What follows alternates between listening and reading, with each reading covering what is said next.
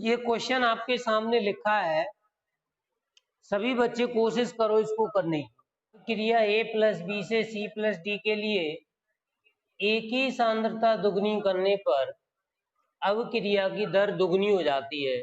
तो मुझे वो अवक्रिया लिखनी है, पहले ये अवक्रिया लिख दिया मैंने, a प्लस बी से c प्लस डी, ठीक है।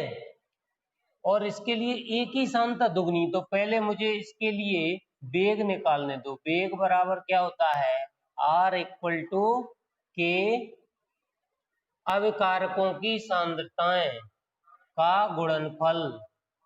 क्या होता है, जब अविकारक एक से अधिक हो तो उनकी सांद्रताओं के गुणनफल के समानुपाती होता है अवक्रिया का वेग, ठीक है। तो इसको मान लो समीकरण 1। आगे पढ़ो, प्रश्नानुसार एक ही सांद्रता दुगनी कर दो, यानी वो कह रहा है प्रश्न के अनुसार, यहाँ पे डाल लो प्रश्नानुसार एक ही सांद्रता को दुगना कर दो, यानी कि 2a, और b की सांद्रता स्थिर रखनी है, तब अवक्रिया की दर, वो कह रहा है अवक्रिया की दर कितनी हो जाती है, देखो ध्यान से, अवक्रिया की दर दुगनी हो जाती है, यानी कि 2r हो जाती है। r से क्या हो गई, 2r हो गई। अब इसको हम सॉल्व कर लेंगे, जैसे इसको मान लो समीकरण 2। सॉल्व कैसे करते हैं, चाहे तो समीकरण 1 में 2 का भाग दे लो या 2 में 1 का। वैसे 2 में दोगे तो ये बड़ी संख्या ऊपर आ जाएगी, छोटी संख्या नीचे आ जाएगी, ठीक है। तो मेरे हिसाब से तो समीकरण 2 भागित 1, तो यहाँ पे लिखेंगे अपन 2r upon r equal to k 2a into b upon k a into b. Okay, देखो r से r कैंसिल, तो बचा क्या, k से k कैंसिल, ऊपर क्या बचा, ऊपर तो यही है ना, 2a नहीं, ऊपर 2a और नीचे a है, ठीक है, सही है। तो देखो ये 2 आगे आ जाएगी, तो क्या बचा, a, b से b कैंसिल, नीचे क्या बचा, a से a कैंसिल। अब तुम देखो इस अवक्रिया की जो कोटि आएगी, वो तुम देखो कि इस पे घात m होगी और इस पे घात n होगी, तो क्योंकि कोटि उसने दी तो है नहीं, जब दी नहीं है तो हम अवक्रिया की कोटि क्या मानते हैं, m और n। तो इस पे घात m और इस पे घात n, इस पे m और n, a पे घात m तो 2 पे घात भी m, ये पूरा कट गया, बचा क्या, 2 equal to 2 to the power m। तुलना करने पर, तुलना करने पर m बराबर क्या आ गया, देखो इस पे घात 1 है, इस पे घात m है, ये 2 पे घात 1, ये 2 पे घात m, तुलना करोगे तो m इक्वल टू क्या आ जाएगा, 1 आ जाएगा। यही अवक्रिया की कोटि। फिर से समझो, कोई अवक्रिया दी है a प्लस बी से c प्लस डी, इसके लिए एक ही सांद्रता दुगनी, यानी इस अवक्रिया के लिए पहले मुझे वेग व्यंजक तो लिखने दो। वेग व्यंजक कैसे लिखते हैं, ये अवक्रिया दी है तो वेग बराबर k, यानी कि दर स्थिरांक, इंटू अविकारकों की सांद्रताओं का गुणनफल, और उनपे कोई घात। घात क्या होती है, घात दर समीकरण से निकलती है, यानी कि ये प्रयोगों द्वारा आती है, हमें पता नहीं होता, यही तो वो पूछ रहा है कि कोटि ज्ञात करो। तो कोटि हमने क्या मान रखी है सब क्रिया की, बताओ, m और n। अब इनका मान ये गुणांक हो भी सकते हैं और नहीं भी, ये मैंने कई बार बताया तुम्हें, ठीक है। देखो m का मान 1 आ गया था कि नहीं, ठीक है, और b n तो कट ही गई थी। अब देखो आगे पढ़ो, क्वेश्चन को दुगनी कर दी जाए, सांद्रता को क्या कर दिया जाए, दुगना, जबकि बी की सांद्रता क्या रखो, स्थिर, यानी कि जो पहले थी वही अब रखो, तब कोटि ज्ञात करो। 2 समीकरण बन गए, एक समीकरण में दूसरे का भाग दे दो और सॉल्व कर लो, आंसर आ जाएगा। एनी स्टूडेंट किसी को भी प्रॉब्लम हो तो मुझे बता सकता है, स्क्रीनशॉट ले लो। प्लेटिनम की सतह पर NH3 का अपघटन शून्य कोटि की अवक्रिया है, मतलब NH3 को यदि अपघटित किया जाए प्लेटिनम की सतह पर तो एक रिएक्शन होती है, वो रिएक्शन क्या है, देखो सॉल्यूशन नंबर 2, यानी कि NH3 हम लिखेंगे NH3 के अपघटन की अभिक्रिया निम्न है। NH3 के अपघटन की अभिक्रिया निम्न है, ये रहा NH3 और प्लेटिनम की सतह पर, यानी कि जो उत्प्रेरक का काम करेगा, क्या बनता है हमेशा इसके अमोनिया के अपघटन से N2 और H2 गैस। क्योंकि ये अभिक्रिया संतुलित नहीं है तो आप कर लो इसको 3 दूनी 6 और 2 तिया 6, क्योंकि नाइट्रोजन 2 थे तो आपको आगे 2 लगाना पड़ेगा, हाइड्रोजन 3 थे तो 2 को 3 तो नहीं कर सकते, 6 कर सकते, इसलिए मैंने आगे 3 लगा दिया, तो 3 दूनी 6 और 3 दूनी 6। हाइड्रोजन दोनों तरफ 6 है और नाइट्रोजन दोनों तरफ 2 है। ये एक संतुलित रासायनिक समीकरण है किसका, NH3 के अपघटन की अभिक्रिया का। और इसकी कोटि वो कह रहा है कि इस अभिक्रिया की कोटि कितनी है, 0, माने कोटि का मान है 0। कोटि का मान 0 का मतलब यदि मैं इसका वेग समीकरण लिखूं तो वेग समीकरण इसका, वेग समीकरण में अब कारकों की सांद्रताओं पर घातों का योग क्या होगा, 0 होगा, वो ऐसा कह रहा है। ठीक है, तो लिखो, मैं देखो वेग समीकरण लिख दूं, वेग बराबर, अब वेग आप इसके कई तरीके से लिख सकते हो, अभिकारकों की सांद्रता में परिवर्तन से भी लिख सकते हो और उत्पादों की सांद्रता में परिवर्तन से भी लिख सकते हो। बस अंतर क्या है, अभिकारकों से लिखोगे वेग तो माइनस चिन्ह आएगा और उत्पादों से वेग को लिखोगे तो प्लस चिन्ह। क्योंकि हमें निकालना क्या है इस समीकरण में, नाइट्रोजन हाइड्रोजन के उत्पादन की दर, मतलब हमें उत्पाद के जो बढ़ रहा है उत्पाद उसकी दर निकालनी है कि कितनी स्पीड से बढ़ रहा है।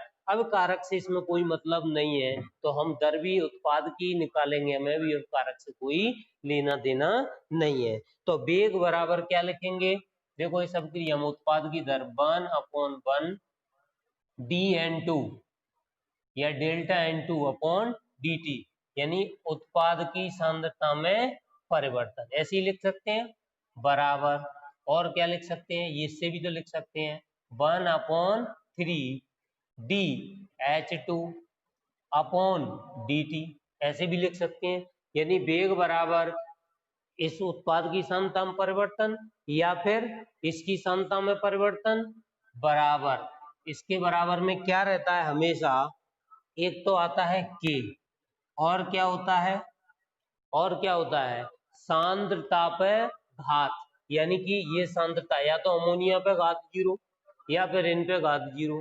ठीक है, तो यहाँ मैं लिख सकता हूँ सांद्रता पे घात, शून्य कोटि की अभिक्रिया है तो 0, इसकी जगह में ये भी लिख सकता था कि NH3 पे घात 0, क्योंकि इसका कोई मतलब तो है नहीं, घात क्या लगी है 0, तो इसका मान क्या होगा 1, तो मैंने सीधे क्या लिख दी, सांद्रता पे घात 0। चाहे इसके उत्पादन की दर पूछे चाहे इसके उत्पादन की दर, किसी के भी उत्पादन की दर पूछे, सांद्रता पे घात क्या लगती है, उसकी कोटि, कोटि उसने पहले ही दे रखी है, शून्य कोटि की है, तो अमोनिया पे घात 0 लगाओ या सांद्रता पे घात 0 लगाओ, बात एक ही है। बोलो इतना समझ में आ गया।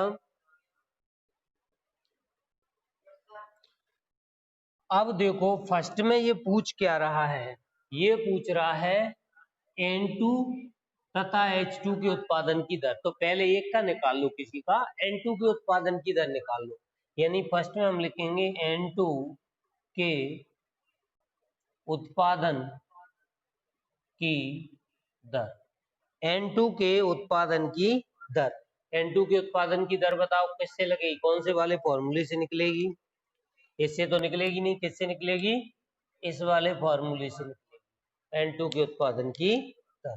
तो हम लिखेंगे 1/1 dN2 अपॉन dt, यही है उत्पादन की दर, बराबर क्या है K और सांद्रता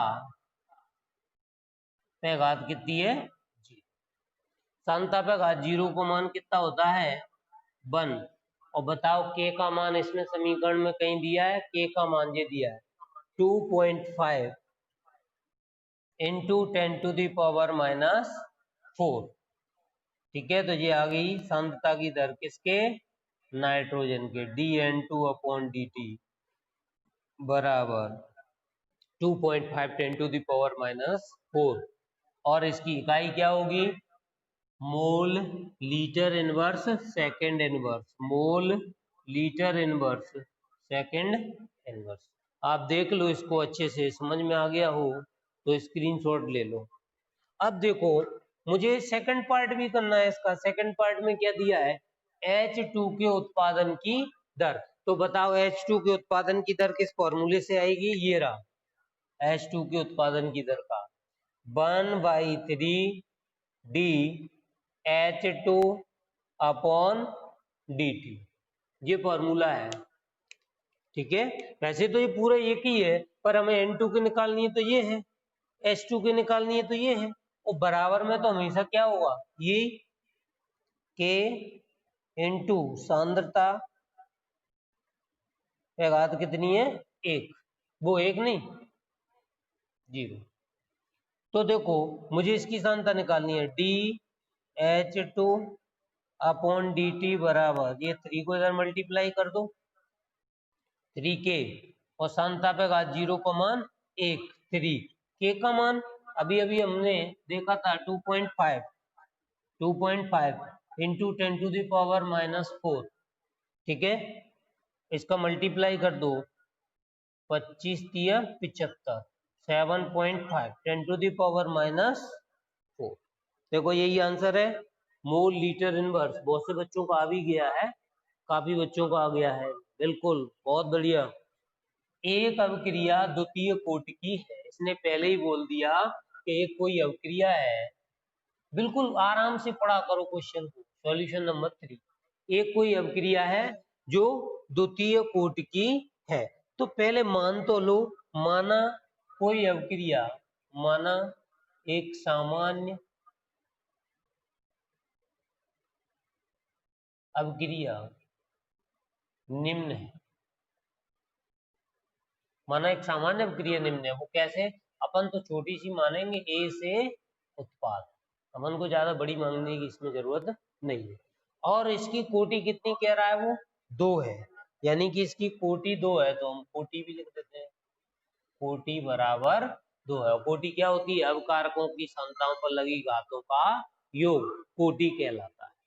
ठीक है, तो इसका वेग व्यंजक लिख सकता है, यदि मैंने अवक्रिया दे दी और कोटि दे दी तो बताओ आप वेग व्यंजक लिख सकते हो। वेग व्यंजक से कोटि निकल आती है, तो कोटि से वेग व्यंजक लिख जाएगा क्या, मुझे बताओ वेग व्यंजक लिख के क्या होता है। वेग R बराबर, लिख के बताओ क्या होगा बेटा,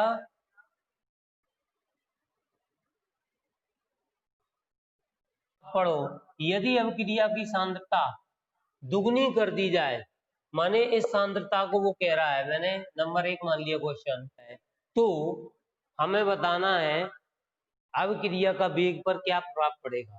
तो अवक्रिया का वेग R1 बराबर क्या हो जाएगा, सांद्रता को जरा दुगना करो, a को कितना कर दो 2a, पे घात कितनी लगी है 2, तो R1 इक्वल टू 2 पे घात 2 क्या हो गया 4 के, a की सांद्रता पे घात 2, R1 इक्वल टू 4।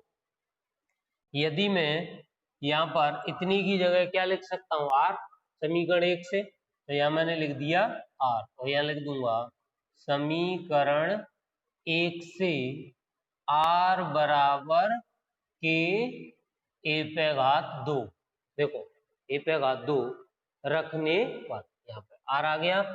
तो बताओ कितने गुनी बढ़ गई, ये कह रहा है ना कि अवक्रिया का वेग कैसे प्रभावित होगा यदि सांद्रता दुगनी कर दी जाए। तो सांद्रता को यदि दुगना करोगे तो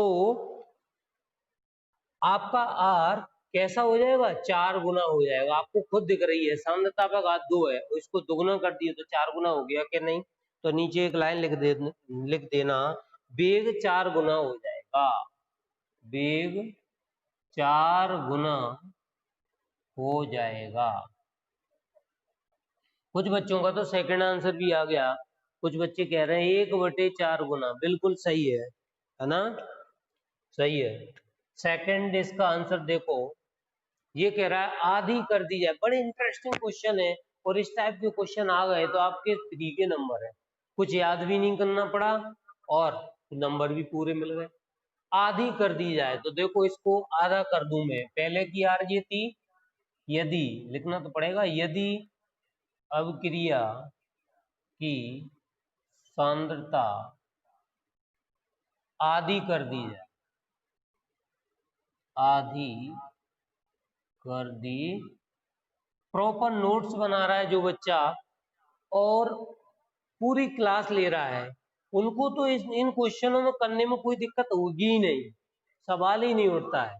ठीक है, अब सांद्रता को ये कह रहा आधा कर दो, तो लो R बराबर R2 बराबर के, सांद्रता कितनी थी 1, तो 1/2 A पे घात कितनी लगा दो 2, मैंने समझा कर दी, तो R2 इक्वल टू आ गया के।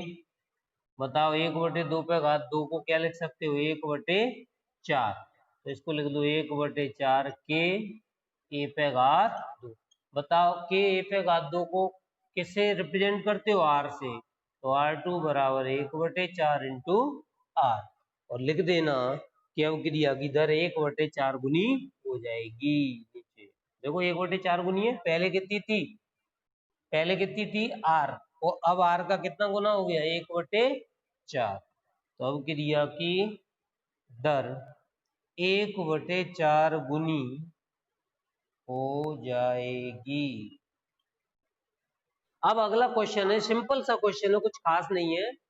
छद्म, छद्म का मतलब होता है आभास, मतलब हमें ऐसा लगता है कि ये होगा लेकिन होता नहीं है। जैसे आपने कई बार देखा हो जब तेज धूप पड़ती है गर्मी के दिनों में, ठीक है, और रेगिस्तान की तरफ उधर चले जाओ, तो जब गाड़ी में आप बैठे होगे बस में, आप देखना तो ऐसा लगेगा कि एक किलोमीटर आगे या 500 मीटर आगे पानी भरा है, मतलब ऐसा मृग तृष्णा, मतलब हमें ऐसा लगता है, आभास होता है कि यहाँ ऐसा होगा, पर ऐसा होता नहीं है, उसको हम बोलते हैं छद्म या आभासी।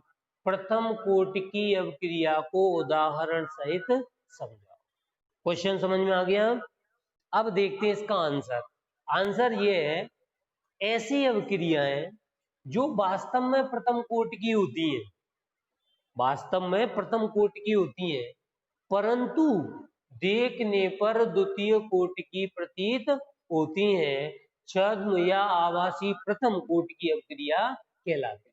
दिखने में लगती है, वास्तव में होती है प्रथम कोटि, और दिखने में कैसी लगती है कि ये द्वितीय कोटि की होगी, देखने पर द्वितीय कोटि और होती कैसी है प्रथम कोटि। ऐसी अवक्रियाओं को हम बोलते हैं छद्म या आभासी प्रथम कोटि की अवक्रिया। डेफिनेशन समझ में आई? वे अवक्रियाएं जो वास्तव में प्रथम कोटि की होती हैं लेकिन देखने पर द्वितीय कोटि की प्रतीत होती हैं, छद्म या आभासी प्रथम कोटि की अवक्रिया कहलाती है। ठीक है, अब इसका मैं देता हूं एग्जाम्पल। देखो एग्जाम्पल इसके कई सारे आप दे सकते हो, जैसे मान लो मैंने एक एग्जाम्पल दिया, सुक्रोज का जल अपघटन। सुक्रोज, सुक्रोज का जल अपघटन, सुक्रोज का जल अपघटन, जैसे C12H22O11, यही होता है सुक्रोज, सब जानते होंगे। इसका जल अपघटन करूं, इसमें जल मिलाऊं, H2O मिलाऊं, तो ये बनता है ग्लूकोज और फ्रक्टोज में, C6H12O6 ग्लूकोज बन गया ये, और फिर से C6H12O6 ये फ्रक्टोज बन गया। देखो कार्बन 12 थे, 6 और 6 12 हो गए, और हाइड्रोजन 22 और 2 24 थे, तो 12 12 हाइड्रोजन 24, और ऑक्सीजन 12 थे, तो 11 1 12। ठीक है, अब तुम्हें ऐसा लग रहा होगा इसकी, जो मैं दर समीकरण लिखता हूं, दर समीकरण होता है ये कि C12H22O11 इंटू H2। अब तुम्हें ऐसा लग रहा होगा कि ये जो अभिक्रिया है उसकी कोटि कितनी होगी, तुम्हें ऐसा लग रहा होगा कोटि कितनी है 2, ऐसा लग रहा है 1 और 1 2 लग रहा है ना, तो ये क्या कह रहा है, देखने पर कैसी लगती हो द्वितीय कोटि, देखने पर हमें कैसी लग रही है अभिक्रिया द्वितीय कोटि की है, पर एक्सपेरिमेंट से देखा गया, क्योंकि कोटि तो हम देखने पे निकाल ही नहीं सकते, आप सब जानते हो कि किसी भी अभिक्रिया को देख के उसकी कोटि नहीं निकाली जा सकती, ये तो एक्सपेरिमेंट से आती है। इसका मतलब जब एक्सपेरिमेंट किया तो इसकी सांद्रता को क्या माना उन्होंने, इकाई। H2O की सांद्रता पे घात 0 का मान कितना होता है, 1, यानी कि जल की सांद्रता ली 1 मोल प्रति लीटर। तो यहाँ पे मैं ये लिख सकता हूँ कि HC12H22O11 पे घात कितनी है, 1, और इस पे घात कितनी है, 0, तो इसका मान कितना है, 1 है।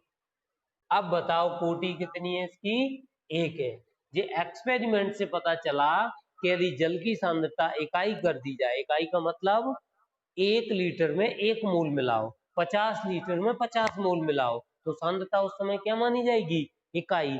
जब मोल और लीटर दोनों जब बराबर हो तो कट जाते हैं तो सांद्रता क्या हो जाती है, इकाई। तो उस समय जल की सांद्रता क्या मान ली थी उन्होंने, इकाई सांद्रता ली, और इकाई सांद्रता में देखा कि अभिक्रिया की दर उतनी आ रही है जितनी ज्यादा सांद्रता लेने पर। तो बताओ जल की सांद्रता को वो क्या मानेगा, हमेशा इकाई। कम से कम में काम चल रहा है, तो जितनी दर कम से आ रही है उतनी दर अधिक से आ रही है, तो अधिक का कोई मतलब ही नहीं है, सांद्रता क्या मान लिया है, इकाई मान लिया।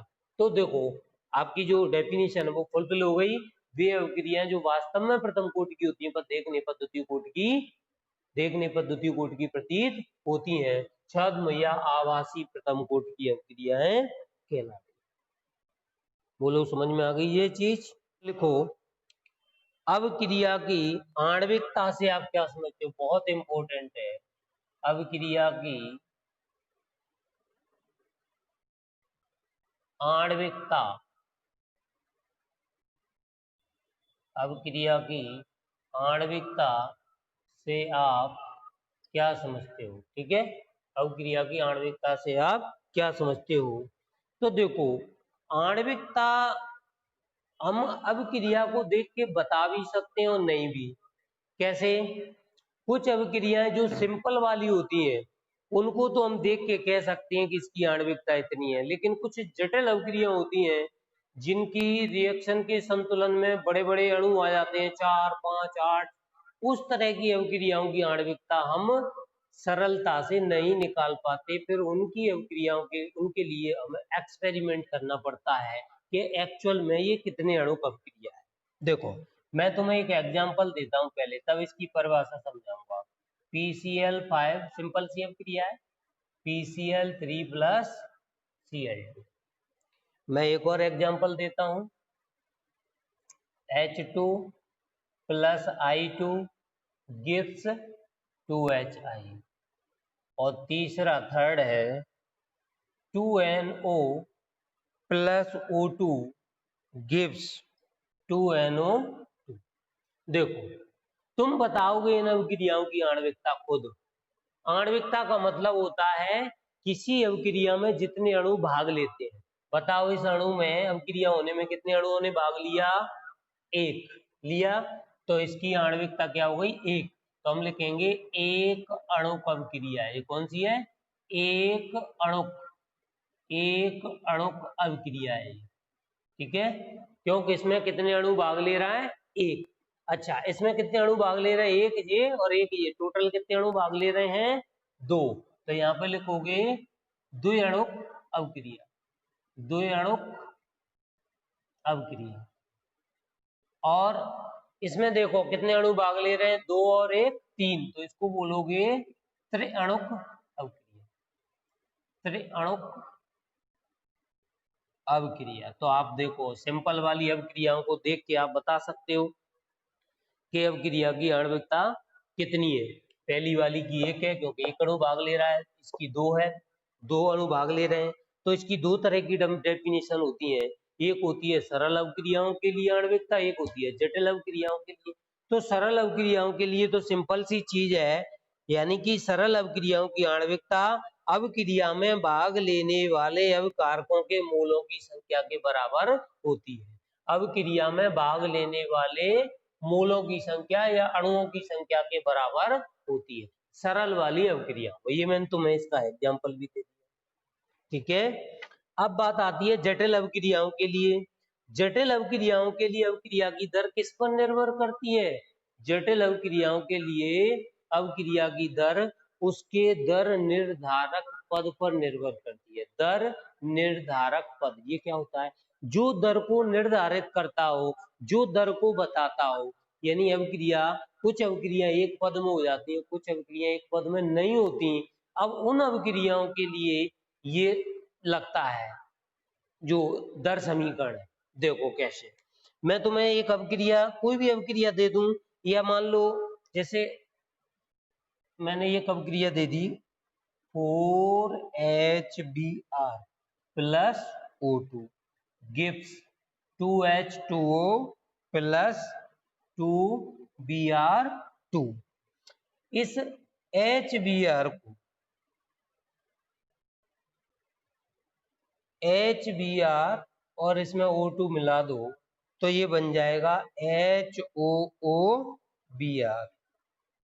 और HOOBr में HBr फिर से डाल दो तो ये बन जाएगा 2HOBr।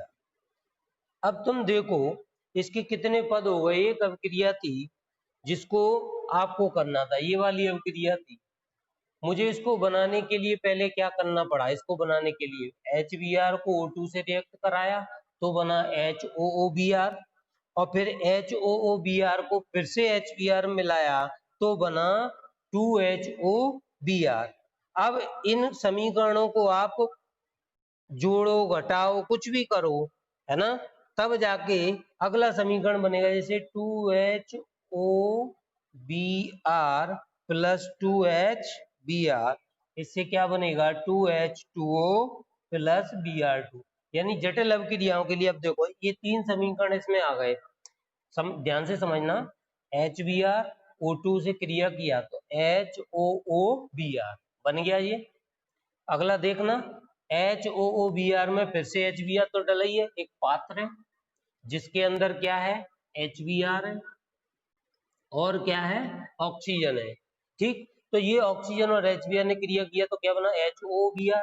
ये HOBr HBr से क्रिया करेगा तो क्या बनाएगा? देखना ध्यान से, HH कितने हैं? 2, ऑक्सीजन कितनी है? 2, और Br भी कितने हैं? 2, तो ये बन गया 2HOBr।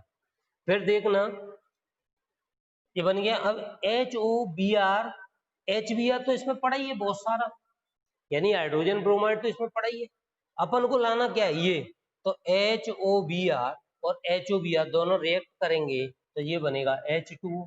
देखो H2 और एक ऑक्सीजन ले ली H2O, हाइड्रोजन कितने हैं? 2 और 2 4, ऑक्सीजन कितने? 2 H2। और क्या है? Br कितने? 2 यहाँ पे और 2 यहाँ पे, कितने Br है? 4, तो Br2। इस रिएक्शन को कितने पदों में किया? 3 पदों में किया, और कुछ पद कट जाएंगे। देखो इससे ये कट गया, इससे ये कट गया, आप जोड़ोगे तो क्या आएगा? देखना इसको जोड़ने पर, HBr HBr और HBr, कितने HBr है? 2 3 और 1 4, 4HBr गिव्स 4HBr। और क्या बचा इधर? O2 गिव्स, इधर क्या बचा? देखना H2O प्लस 2Br2। अब ध्यान से देखना, ये अभिक्रिया 3 पद में हुई है। अब तुम कहते कि इसकी आणविकता 4 और 1 5 होती, बिल्कुल नहीं होती। पहले पद में कितने अणुओं ने भाग लिया? 2 अणुओं ने भाग लिया। दूसरे पद में कितने अणुओं ने भाग लिया? दूसरे पद में भी 2। पहले पद में किसने भाग लिया? 2 अणु, दूसरे पद में भी 2 अणु, और तीसरे पद में 4 अणुओं ने भाग लिया। तो हमेशा आणविकता जटिल अभिक्रियाओं में उस समीकरण पर निर्भर करती है जो दर निर्धारक पद हो। अब तुम कैसे पहचानोगे इन तीनों में दर निर्धारक कौन है? दर निर्धारक पद वह पद होता है जो सबसे धीमा होता है। तुम बताओ, जैसे 4 लोग साथ में चल रहे हो तो एक स्पीड से चल रहा है, एक थोड़ा और कम, एक और कम, और चौथा नंबर का वो सबसे कम है, और जाना सबको कहाँ है? वहीं, एक ही जगह। तो क्या उस पीछे वाले को तुम छोड़ के जाओगे? दोस्त है तो उसी के साथ चलोगे। तो बताओ, पूरी जो गति निर्भर करेगी वहां पहुंचने की किस पर? जो सबसे धीमे चल रहा है, उसी से तुम दबाव बनाओगे कि यार जल्दी चल, नहीं लेट हो जाएंगे। मतलब खुद तो जल्दी चल रहे हैं, माने ये पद तो जल्दी हो रहे हैं सब, लेकिन जो अभिक्रिया में देरी कर रहा है वो कौन है? जो दर को निर्धारित कर रहा है वो कौन है? जो सबसे धीमे चल रहा है वही अभिक्रिया की दर को प्रभावित करता है। यानी कि दर निर्धारक पद, कभी मत भूलना कोई पूछे कि दर निर्धारक पद कौन सा होता है, आप कहना जितने भी पद होंगे उन सब में धीमा पद जो होता है वो दर निर्धारक पद कहलाता है, उसी पर अभिक्रिया की दर निर्भर करती है। तो दर निर्धारक पद में जितने अणु जितने मोल भाग लेते हैं वही उसकी आणविकता कहलाती है। तो देखो इसका जो दर निर्धारक पद है वो एक्सपेरिमेंट से देखा गया, जो फर्स्ट पद आया वो निकला मंद पद, सबसे धीमा पद यही है, सबसे धीमा HBr प्लस O2, मतलब ये कौन सा पद हुआ? दर निर्धारक, दर निर्धारक पद है ये, क्योंकि सबसे धीमा यही है। अब देखो इस अभिक्रिया की आणविकता तुम्हें कैसे दिख रही थी? 4 और 1 5, पर कितनी है बेटा देखना, 1 और 1 2। तो जटिल में तो एक्सपेरिमेंट से निकलती है और सरल अभिक्रियाओं में हम देखकर बता सकते हैं। बोलो ये बात समझ में आ गई कि नहीं? अभिक्रिया के दर निर्धारक पद में, अभिक्रिया के दर निर्धारक पद में, तेरा दर निर्धारक पद में भाग लेने वाले अणुओं की संख्या को उसकी आणविकता कहते हैं। जटिल अभिक्रियाओं के लिए डेफिनेशन है, अभिक्रिया के दर निर्धारक पद में भाग लेने वाले अभिकारकों के मोलों या अणुओं की संख्या को उस अभिक्रिया की आणविकता कहते हैं। ठीक है।